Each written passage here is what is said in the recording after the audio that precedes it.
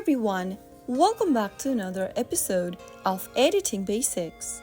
In this video, we will be learning how to crop video using iMovie application. In order to crop a video in iMovie, first of all, go ahead and open the iMovie application on your iOS device.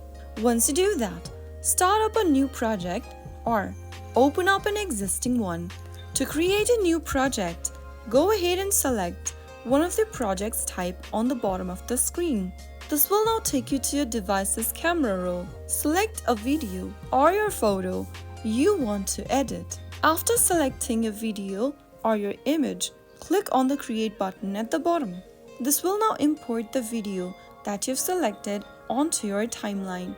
Go ahead and tap on the video clip on the timeline and this will open up other menus on the bottom. In order to crop your video, you will need to go ahead and click on the magnifying glass at the top right corner.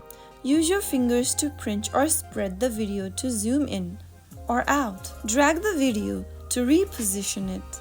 Once you are done, tap on the Done button at the top left, and then you will be able to crop a video using iMovie. So that is how you will be able to crop video clip on iMovie in just a few minutes.